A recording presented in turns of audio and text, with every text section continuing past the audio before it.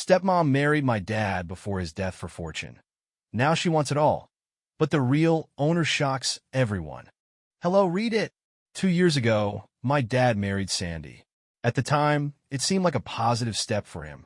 He'd been struggling with loneliness for years, and while I didn't know much about her, I thought maybe this was his chance to find some happiness again.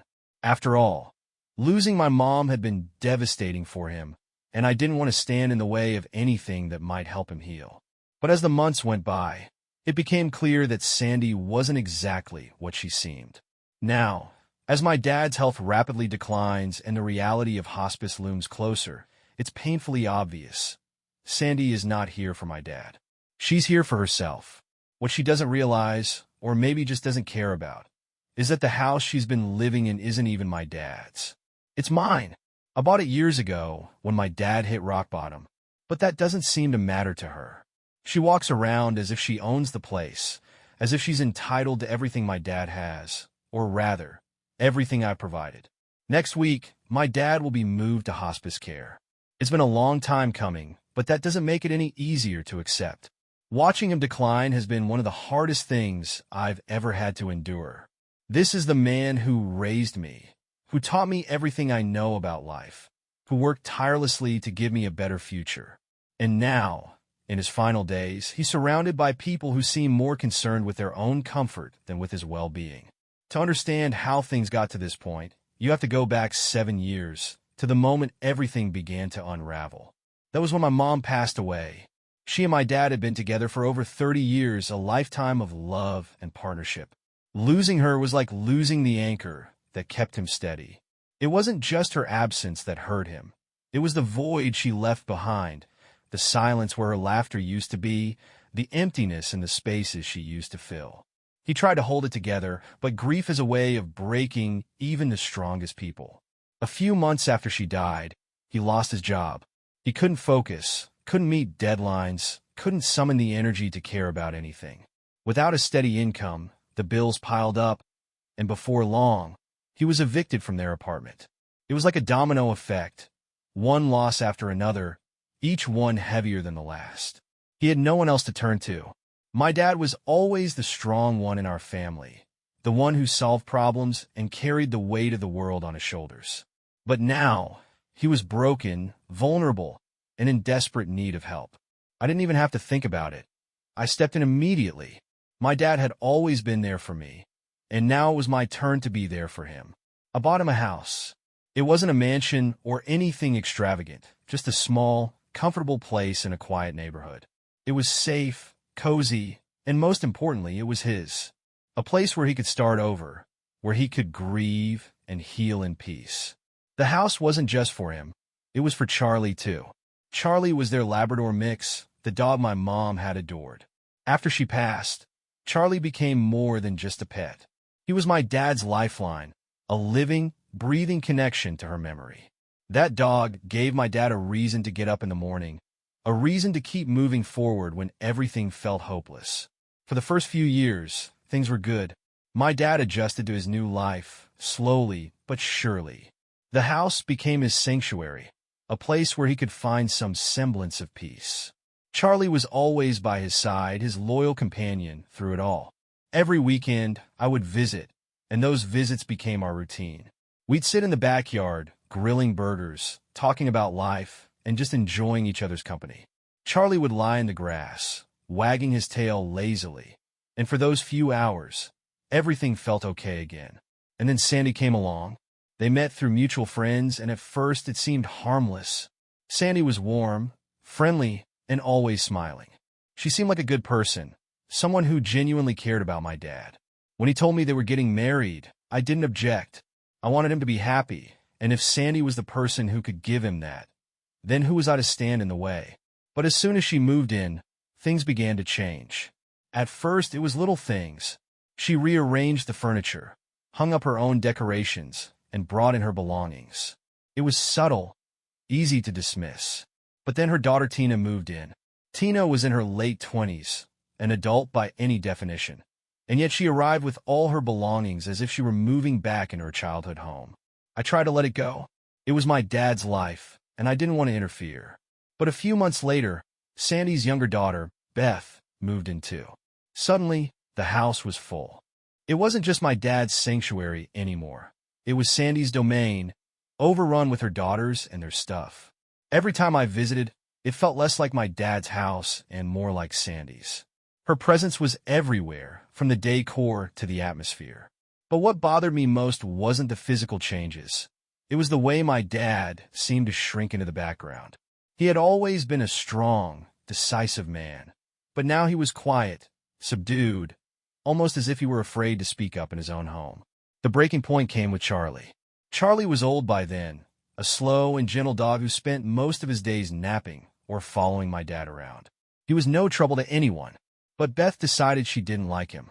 She claimed he made her uncomfortable. At first, I thought she was joking. Charlie, the 12-year-old dog who could barely climb the stairs, was somehow a threat? It was ridiculous. But Sandy took Beth's side, as she always did. She started making comments about how maybe it was time for Charlie to find a new home. Watching my dad during this time was heartbreaking. Charlie wasn't just a dog to him. He was a lifeline, a connection to my mom, and a source of comfort in a world that had become unbearably hard. But my dad was tired, too tired to fight. That's when I stepped in. I told my dad that Charlie could come live with me. It wasn't what he wanted. He didn't want to let Charlie go, but he knew it was the only way to stop the constant arguing. I'll never forget the look in his eyes when we made the arrangement. It was relief mixed with sorrow, a silent acknowledgement of yet another loss in a life that had already been filled with too many. From that day on, I brought Charlie with me whenever I visited. Every time, Sandy and her daughters acted like I was bringing a wild animal into the house. Beth would recoil dramatically, Tina would glare, and Sandy would sigh and roll her eyes. But it wasn't about Charlie. It was never about him. It was about control. Charlie was a reminder of everything they couldn't erase. My mom's memory, my dad's past, and the fact that the house wasn't truly theirs. They hated him because he represented a part of my dad's life that they couldn't claim as their own. One day, Sandy finally said what I'd known was coming. She asked me not to bring Charlie around anymore. I was furious when Sandy told me I couldn't bring Charlie over anymore. Why? I demanded, my voice trembling with anger. Charlie doesn't do anything but sit there. Sandy tried to sugarcoat it, as she always did, with her fake calm and patronizing tone. She claimed that Beth still felt uncomfortable, and that it would just be better if Charlie didn't come around. But I saw right through her. This wasn't about Charlie at all. This was about control, about power. Sandy and her daughters had been slowly stripping away everything that mattered to my dad, one piece at a time. And now, they wanted to take away the last thing that connected him to his old life. I was livid, but I didn't want to make things harder for my dad. He was already sick, and the last thing I wanted was to add to his stress. Still, I wasn't about to let Sandy or anyone else dictate this. So I looked her straight in the eye and said, Charlie stays. He's not hurting anyone, and if you don't like it, then don't come outside when I visit. She didn't like that, not one bit. Her face hardened, and for a moment, I thought she might push back. But I stood firm, and she knew it. She didn't have the upper hand this time. From that point on, Charlie came with me every time I visited. I didn't care what they thought. My dad deserved at least that much. The tension in the house was palpable after that. It was as if Sandy and her daughters were just biding their time, waiting for my dad to be gone so they could take over completely. I saw it in the way they treated him. Like he was an inconvenience, just an old man occupying space they thought should be theirs. But as long as Charlie and I were around, they couldn't erase him entirely. Now, with my dad moving to hospice, the writing on the wall was clear. Sandy and her daughters believed they were about to inherit everything. The house, the life my dad had left behind. They thought they could finally push out every last remnant of him. But what they didn't know was that this house wasn't my dad's to leave behind. It was mine. And Charlie, he wasn't going anywhere. With hospice looming, I knew I had to bring Charlie to see my dad one last time. My dad needed this. Charlie had been with him through the hardest years of his life, and I wanted them to have that moment together before things got worse. When I arrived at the house, Charlie trotting faithfully at my side, Sandy, Tina, and Beth were already there. The second I walked in, I felt the shift in the air. Conversations halted, and their eyes landed on Charlie like he was some sort of intruder. Tina was the first to speak. "Oh, great. He brought that stupid dog again," she sneered, wrinkling her nose like Charlie was some wild animal. Charlie, at this point in his life, was so old and slow that the idea of him causing any kind of disruption was laughable. But Tina wasn't interested in reality. Her disdain wasn't about Charlie. It was about me and the fact that I wouldn't let them take everything. I took a deep breath, forcing myself to stay calm. I wasn't here to fight with them. "I'm here to see Dad," I said evenly, and made my way to his room, ignoring the whispered comments and the sharp glances they threw my way. When I stepped into my dad's room, everything else melted away. He was lying in bed, frail and pale, but his face lit up when he saw me. And when Charlie waddled in, tail wagging with what energy he could muster, my dad's smile widened into something I hadn't seen in weeks, pure joy. Charlie struggled to climb onto the bed, his movements slow and stiff, but he made it. He curled up beside my dad like he always had, and my dad's hand immediately went to scratch behind his ears. For a moment, everything felt normal. The weight of the house, of Sandy and her daughters, of my dad's illness, it all faded. My dad's hand on Charlie's fur, his smile, and the soft wag of Charlie's tail were all that mattered. We didn't talk much at first. There wasn't any need to. We just sat there, my dad resting his hand on Charlie, and me sitting by the bedside. I could see how much weaker my dad had become since my last visit. His breathing was shallow, his movements slow, but for those few minutes, he looked content. Finally, he spoke, his voice soft but warm. "I've missed this old guy," he said, his hand still stroking Charlie's fur. "It's good to see him again." I nodded, swallowing hard against the lump in my throat. I didn't trust myself to speak without breaking, so I just reached over and patted Charlie's head. We spent the next little while sharing memories, stories about Charlie, moments from the past when my mom was still alive. It was bittersweet.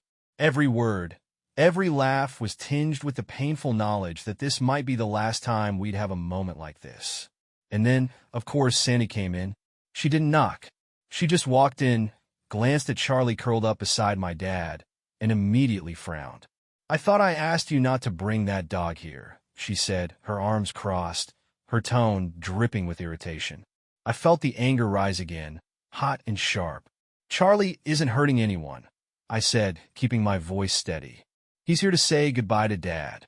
You got a problem with that?" Beth appeared behind her, chiming in with her usual snark. "Good riddance," she muttered, loud enough for me to hear. "I'm glad we won't have to deal with him after this." That was it. I stood, my hands clenched at my sides. "You know what? I don't care what you think about Charlie. He's family. He stays. If you don't like it, that's your problem." Sandy opened her mouth to argue, but my dad's voice cut through the tension. "It's fine," he said quietly. "Let them be." His words carried enough weight to stop Sandy in her tracks. She glared at me, but didn't push further. I stayed a little while longer, giving my dad and Charlie as much time as I could. But eventually, I had to leave. As I walked out of the room, I knew deep down that this was the last time my dad and Charlie would share a moment like this. Tina was slouched in the living room, scrolling through her phone, her attention almost entirely absorbed in whatever she was looking at. She didn't even look up when I passed, too immersed in her digital world. The air in the house felt heavy with unspoken tension. My dad was slipping away, and here they were, going about their business like everything was fine, like nothing had changed. As I reached the door, Tina's voice broke through the stillness. "I can't wait until we never have to see that dog again." I stopped in my tracks. For a brief moment, I considered turning around, confronting her, but the exhaustion in my bones told me to save my breath. It wasn't worth it. Instead, I simply turned and said, "You won't have to," before continuing out the door. The car ride back home was filled with thoughts that wouldn't stop swirling. It wasn't just about Charlie. It was about everything else, too. About how my father's house had turned into something unrecognizable, how Sandy and her daughters had gradually taken over, as if they had always meant to. I couldn't shake the feeling that they were treating the house as their own, like they were just waiting for my dad to die so they could have it all. It sickened me, and yet, they didn't understand what was coming. This house wasn't theirs. It wasn't going to be handed over without a fight. I knew I had to take action soon. The longer I waited, the harder it would become to confront them. I couldn't keep letting Sandy and her daughters waltz through life, acting like they had the right to everything just because they'd been there for a while. They had no claim to the house, and it was time they understood that. The thought of what would happen once my father was gone filled me with a mix of dread and resolve. I had to make sure they didn't think they could just keep living there without consequences. A few days after my father's final visit, I decided it was time. I walked into the house with a sense of purpose, knowing full well that what I was about to say would rock the foundation they had built in their minds. The sight of Sandy, Tina, and Beth lounging in the living room, laughing and watching some reality TV show, was a slap in the face. They were so absorbed in their own little world that they seemed unaware of the reality unfolding around them.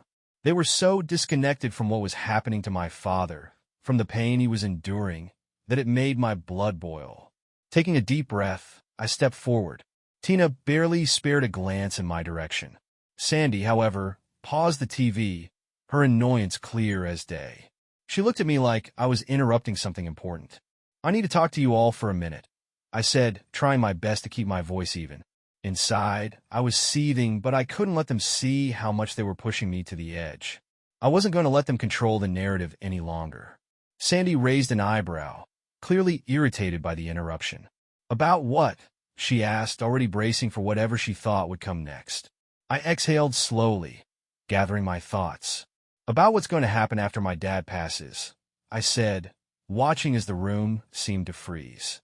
The air grew thick with tension, the laughter evaporating in an instant. All eyes were on me now, and I knew they weren't prepared for what was coming. I wasn't going to let them just coast through this, pretending like everything was still fine. They needed to hear the truth. "I've been thinking about it, and we need to talk about the house," I continued, the words feeling heavy in my mouth. Specifically about rent. The word hung in the air like a bomb waiting to explode. I saw Beth's eyes widen in disbelief as the full impact of what I was saying sank in. The room became palpably tense, each of them trying to process what they were hearing. "Rent?" Beth asked, her voice incredulous, as if the idea was beyond comprehension. I stood my ground, unwilling to let her dismiss this. "Yes, rent," I replied firmly. "When my dad passes, things are going to change. If you want to stay here, you're going to have to start paying rent. I've already spoken with a lawyer, and we've agreed on a fair amount based on the market value of the house." The silence that followed was deafening. Tina's face twisted in confusion, while Sandy narrowed her eyes, clearly trying to make sense of my words. "Why would we need to pay rent?" Sandy asked, her voice laced with skepticism. "James wanted us to stay here." I nodded, keeping my expression neutral. "I understand that, but the reality is, I've been covering the costs of this house for years. They can't continue after he's gone. You've had a good deal, but it's time for things to change." Their shocked expressions turned to indignation. I could see the frustration in their eyes. "You either pay rent, or you'll need to find somewhere else to live," I added, my voice unwavering. The truth was out there now, and there was no turning back. I could see Sandy's mind working, her plan for what was supposed to happen next starting to unravel. She wasn't used to being challenged. The room was deathly quiet, save for the faint sound of the TV, still paused in the background. I could feel the anger rising, but I didn't back down. "This is James's house," Sandy spat, her voice laced with bitterness. "He wanted us to stay here. You're not going to charge us rent after everything we've done for him." I clenched my jaw, forcing myself to stay calm.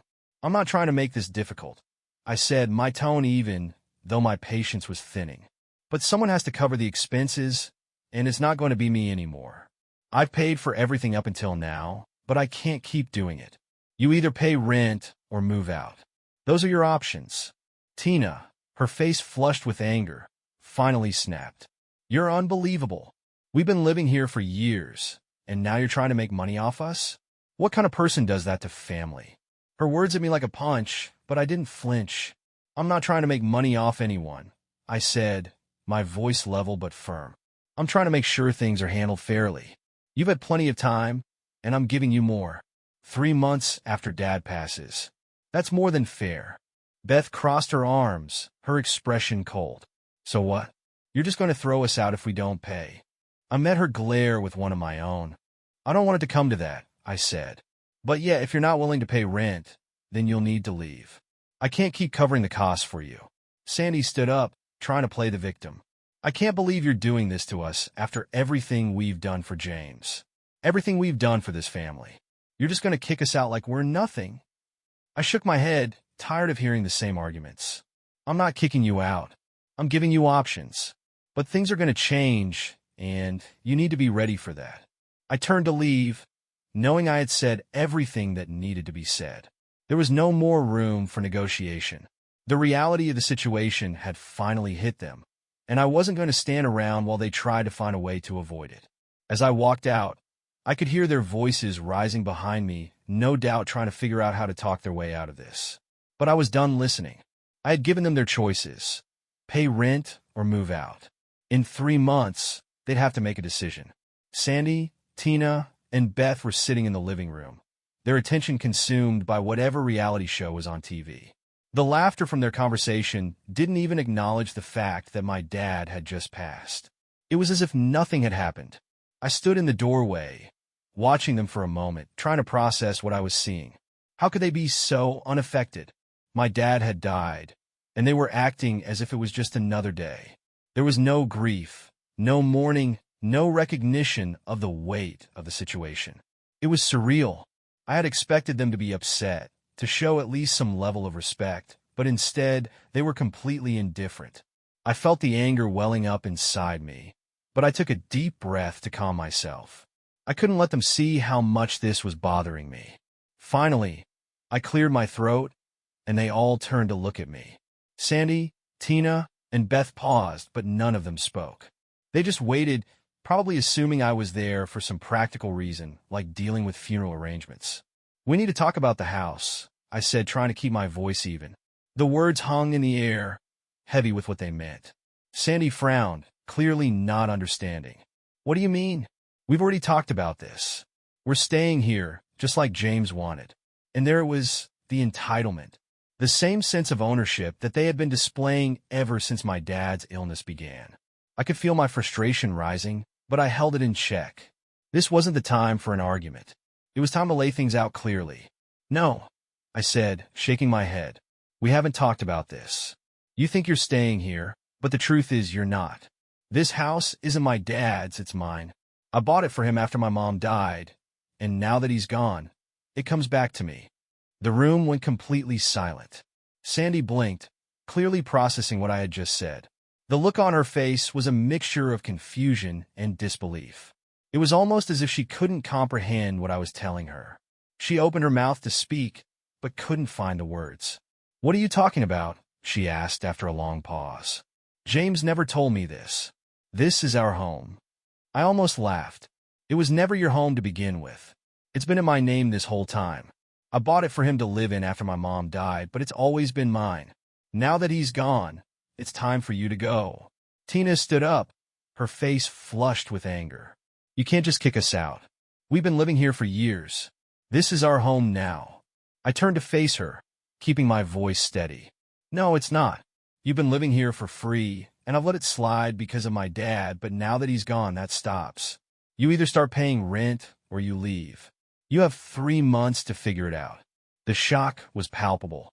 They were all stunned, staring at me as if I had just spoken a foreign language. Sandy's face shifted from disbelief to a mix of anger and hurt. She opened her mouth to argue, but I didn't give her a chance. I've already spoken to my lawyer, I said, pulling out the paperwork that proved it. This house is mine, not yours, not my dad's. If you don't believe me, here it is in black and white. I'm giving you 3 months to figure out what you're going to do. After that, if you're still here, I'll have no problem evicting you. Beth was sitting on the couch, staring at the paperwork with her mouth slightly open. She looked at Sandy, then back at the papers, as if trying to process what was happening. This can't be happening, she muttered, her voice filled with disbelief. She looked to Sandy for reassurance, but Sandy had nothing. I could see the realization settling in on her face. She knew it was over.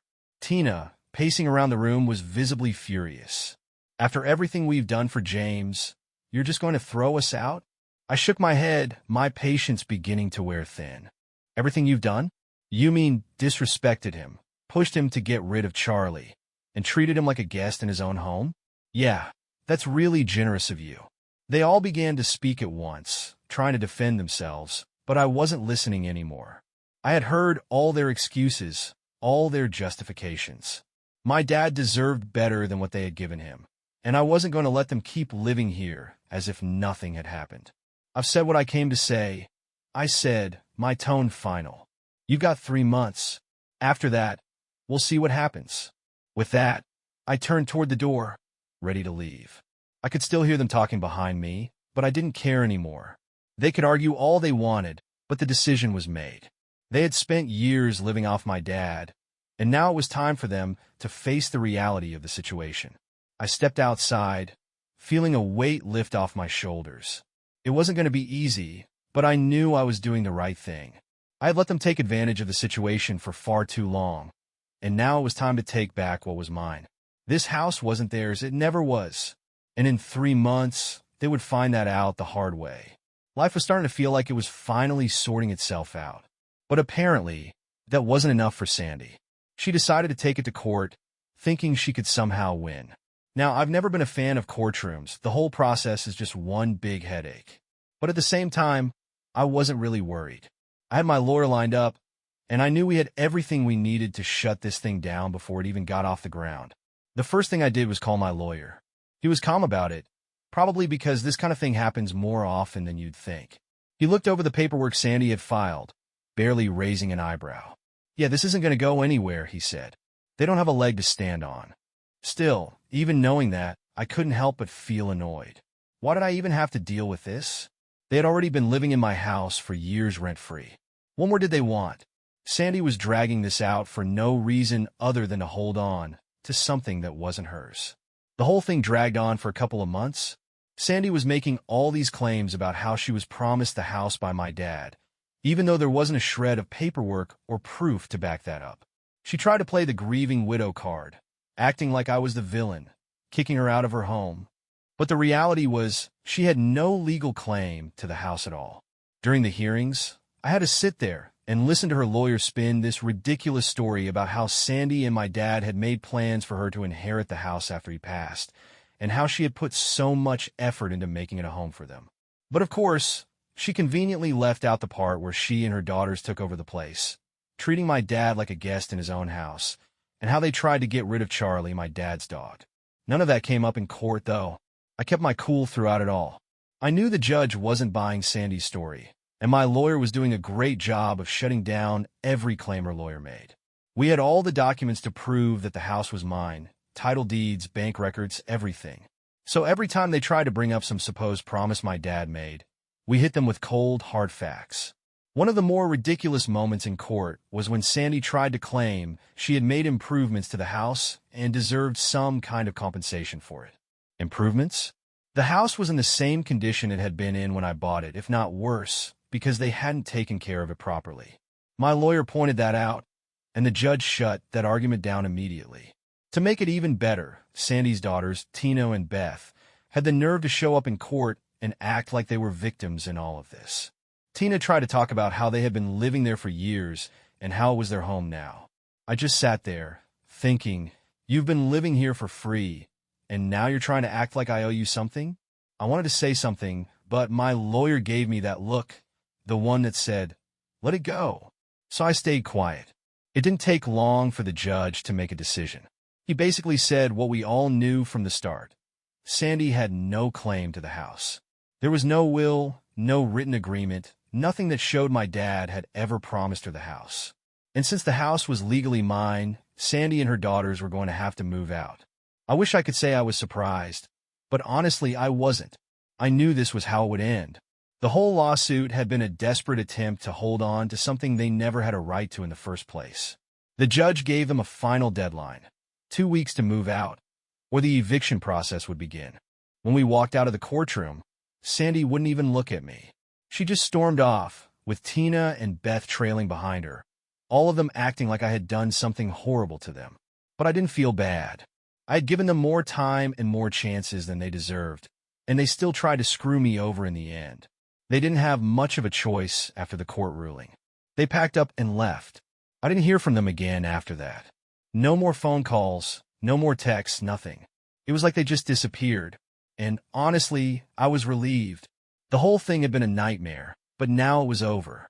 The house was finally mine again, and I didn't have to deal with their drama anymore.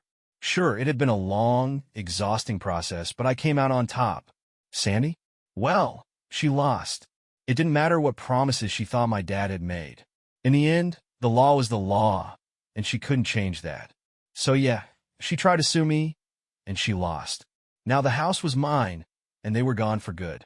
And honestly, that was all I ever wanted.